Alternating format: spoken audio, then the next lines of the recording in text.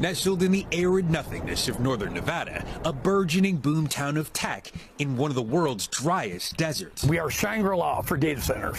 Shangri-La for data centers. Is this the new Silicon Valley? What is this? It is. So this is Tahoe-Reno Industrial Center. Yeah. Commercial real estate developer Chris Thompson is taking us for a ride inside the Tahoe-Reno Industrial Center, one of the biggest business complexes in the country, a larger footprint than the city of Detroit.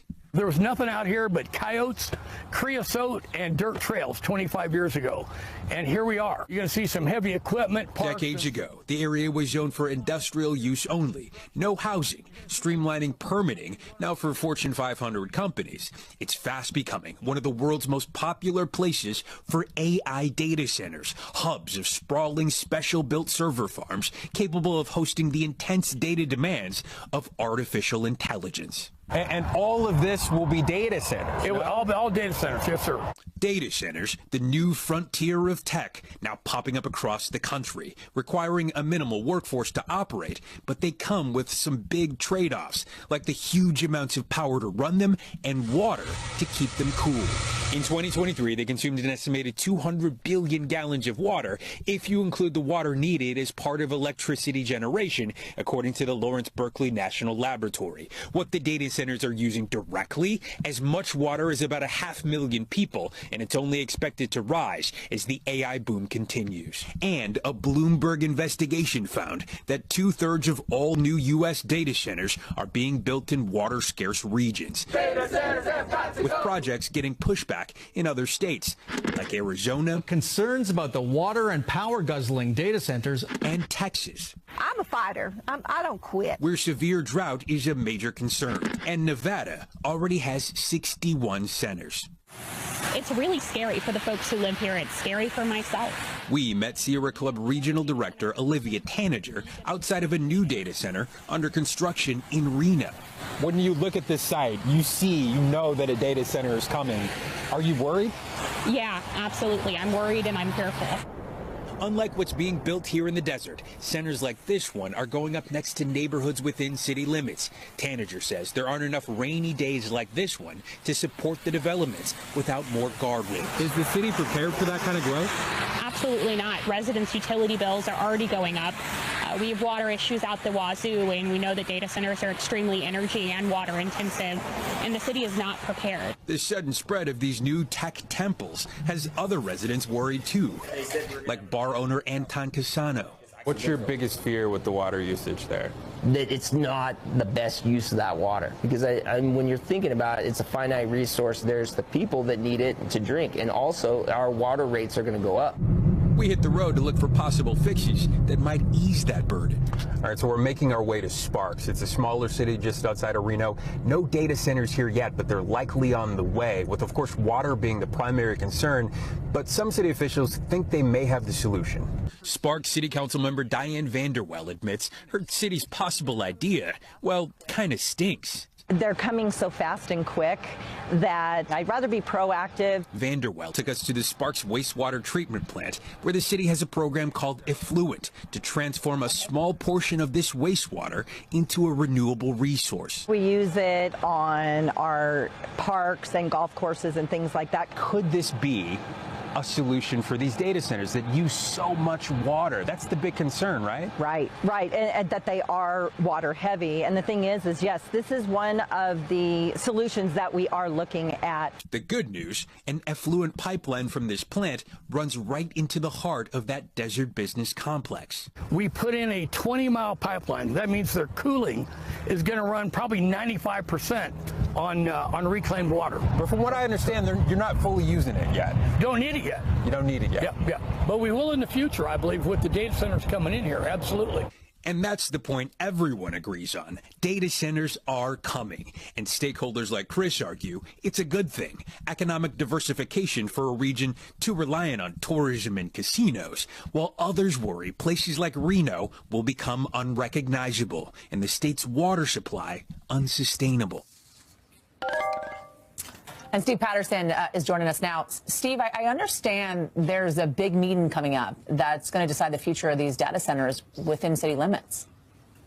Yeah, Yasmin, really big day tomorrow. The Regional Planning Governing Board there is set to vote on whether a major development just north of Reno, as you saw there, called Stonegate, can amend their original development plans for a huge amount of residential housing, with a big part of it becoming, you guessed it, industrial. It's essentially a precedent center because it could pave the way for the direction this whole region could take when it comes to building these data centers for years and years to come. Nice, Steve Patterson for us. Thank you, Steve. Now we can get to this week's edition of Ask Ellen. Ellen, this one is in the news a lot these days as these products become more and more common. Do data centers that run AI impact the environment? Yes, they do, and in a few ways. So let's go ahead and get to it. AI, really interesting. Remember, they run off of these data centers. We have a data center right here in West Michigan. When you're using something like ChatGPT, which uses AI to generate information, a typical ChatGPT search uses 10 times the energy of a Google search. Wow. Which is massive. So in addition to the energy demand, which is pretty massive, these data centers also require lots and lots of very clean water. Data centers running with computer energy, that gets hot. So you need that clean, cold water to roll through some of these computer systems in order to cool it down. Technicians say the water must be absolutely pristine, drinkable level quality in order for it to work. Otherwise, some of the machinery could actually begin to corrode. So a lot of these data centers are pulling from municipal water, some of that clean water that usually goes to residents. Very interesting stuff.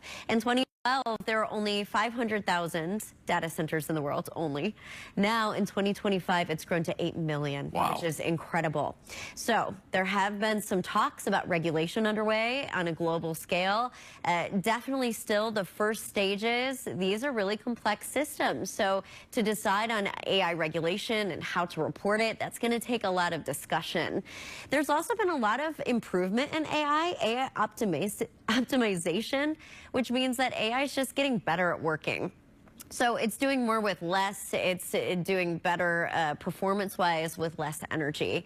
Now, the last thing I want to bring up is it's not just consumption. AI is also giving back. There are a lot of ways it's making a lot of things more efficient. For example, one study says that an AI-run home uses 40% less carbon.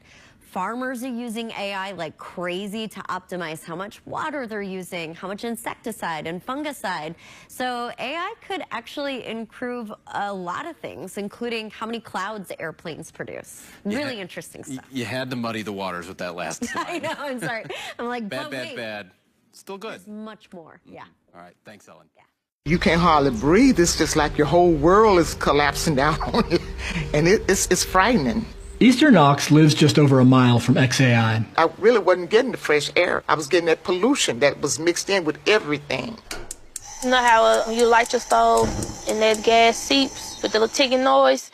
That's what it smelled like. Alexis Humphreys grew up here, one street away from Easter. When I smelled it the first time, I was asleep. And it woke me up because I thought gas was seeping in the house, but come to find out, we come outside and all the neighbors was outside trying to figure out what's going on. The area around XAI leads the state in emergency department visits for asthma. Memphis has one of the highest rates of toxic air releases of any American city, and many of its most polluting facilities are in this neighborhood. He was an ordinary dad, full of joy, full of jokes. Last year, Alexis lost her grandfather, who struggled with a respiratory illness called chronic obstructive pulmonary disease, or COPD. COPD is a breathing condition, but you don't get it unless you smoke cigarettes. And my granddad didn't smoke cigarettes, but every 3 weeks or so, my granddad was going to the hospital. He would have to get breathing treatments. I have asthma, bronchitis. My mom have just bronchitis, and now my granny has it. Easter and her husband have also developed COPD. What does it feel like? Feel like you're fixing to die.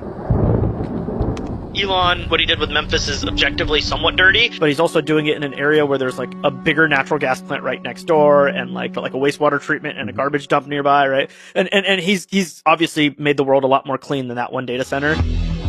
In just 1 year, XAI has blown past existing polluters. They're emitting somewhere between 1,000 and 2,000 tons of NOx. I'm an air pollution guy, so I deal in those numbers all the time, and that's larger than anything else in Memphis.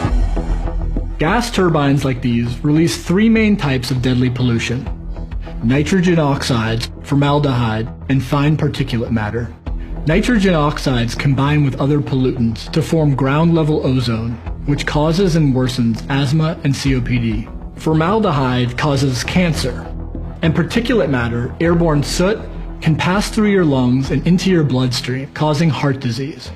Most companies that I've dealt with go to great lengths and spend a lot of money to make sure that the day they turn on their operations, they're also turning on their pollution control equipment. That's a given. For a company to do this, it's treating the people who live there as if they don't count.